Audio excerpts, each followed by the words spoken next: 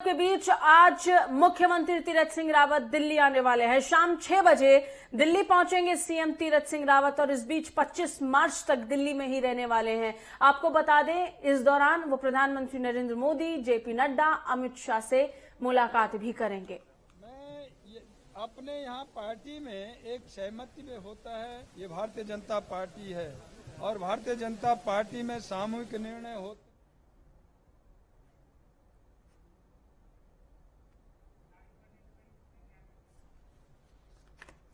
और इस बीच ज्यादा जानकारी के साथ हमारे सहयोगी ज्ञानेंद्र तिवारी जुड़ गए, उनसे बात करेंगे। ज्ञानेंद्र, फिर एक बार ये दिल्ली दौरा मुख्यमंत्री तीरथ सिंह रावत का तय हुआ है और सबसे बड़ी बात यह है कि इससे पहले तो वो भारतीय जनता पार्टी के राष्ट्रीय अध्यक्ष जेपी नड्डा से मिले थे, लेकिन इस बार उनकी मुलाकात गृह मंत्री अमित शाह, प्रधानमंत्री नरेंद्र मोदी से भी होगी। कितनी महत्वपूर्ण है, खासतौर पर तब जब आने वाले दिनों में कुंभ मेले का आयोजन होना है और चुनाव भी होने हैं, उपचुनाव भी होने हैं।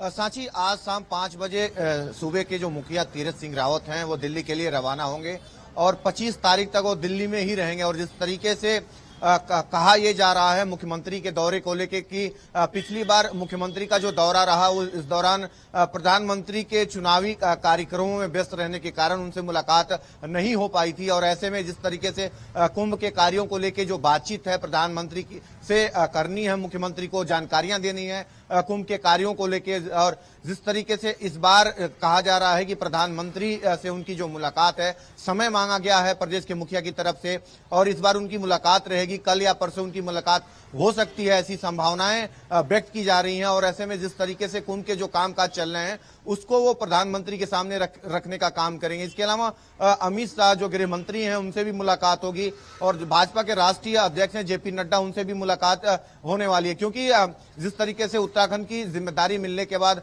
प्रधानमंत्री से मुलाकात का कार्यक्रम पिछली बार रखा गया था और मुलाकात नहीं हो पाई थी और कई विषयों पर चर्चा होना है। क्योंकि 2022 में जिस तरीके से चुनाव है विधानसभा का, उसके पहले जिस तरीके से उपचुनाव होने वाले हैं 17 अप्रैल को सल्ट विधानसभा में, ऐसे में कई विषयों को लेके जो है राष्ट्रीय अध्यक्ष से मुलाकात करनी है, गृह मंत्री से भी चर्चा करनी है। तो इस बार का जो दौरा है काफी महत्वपूर्ण रहने वाला है सांची। और ऐसे में जिस तरीके से प्रदेश के अंदर जिस तरीके से जो सियासी हलचलें चल रही हैं आजकल, उसको लेके भी केंद्रीय कमान चर्चा कर सकता है मुख्यमंत्री के साथ, ऐसी संभावनाएं व्यक्त की जा रही हैं। अच्छा, सबसे बड़ी बात यह है कि ज्ञानेंद्र, जब हम जिक्र कर रहे हैं सभी समीकरणों का, आप भी बता रहे हैं कि उत्तराखंड में जिस तरीके से हाल ही में सियासी हलचल तेज हुई है, उसके बाद ये मुलाकात बहुत महत्वपूर्ण हो जाती है। इससे पहले हमने देखा कि किस तरीके से उत्तराखंड के अंदर ही सभी विधायक, सभी सांसद, सभी अन्य पार्टी से जुड़े हुए अधिकारी, नेता सब एक साथ जुड़े थे और देखा हमने किस तरीके से पार्टी स्तर पर कोर कमेटी की बैठक हुई थी।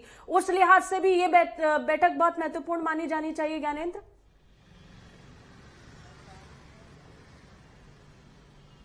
बिल्कुल, क्योंकि जिस तरीके से कहीं ना कहीं 17 अप्रैल को जो चुनाव है सल्ट विधानसभा पे उपचुनाव होने हैं, ऐसे में 6 नाम जो जो कोर ग्रुप की बैठक में तय किए गए हैं उन नामों पे मोहर लगने हैं। और ऐसे में जो संभावनाएं व्यक्त की जा रही हैं कि भाजपा वहां से जीना के परिवार को टिकट दे सकती है, यानी कि जीना के बड़े भाई महेश सिंह जीना को टिकट मिलने वाला है, ऐसी जो संभावनाएं चल रही हैं उन नामों पे भी मोहर लगने की उम्मीद है। इस दौरान वो जब केंद्रीय नेतृत्व से मुलाकात करेंगे तो उपचुनाव पे कौन से उम्मीदवार हो सकते हैं उसको लेके भी सांची चर्चा हो सकता है। और खासतौर पे ये भी कहा जा रहा है कि कई केंद्रीय जो मंत्री हैं उनसे भी मुख्यमंत्री की मुलाकात हो सकती है। कई ऐसी योजनाएं जो संचालित हो रही हैं प्रदेश के अंदर, उनको गति देने का काम जो है प्रदेश के मुखिया करा सकते हैं इस मुलाकात में। और अभी अगर हम उत्तराखंड का जिक्र करते हैं तो सियासी लिहाज से बीजेपी के लिए वो प्राथमिकताओं में है और सबसे बड़ी बात ये जो हाल ही में सियासी हलचल हुई है उसके बाद खासा ध्यान आला कमान खुद एक एक कदम पर उत्तराखंड के लिहाज से ले रही है और नजर बनाए हुए। बहुत बहुत शुक्रिया ज्ञानेंद्र, तमाम जानकारी के लिए। आगे भी जानकारी आप हम तक पहुंचाते रहिएगा। खैर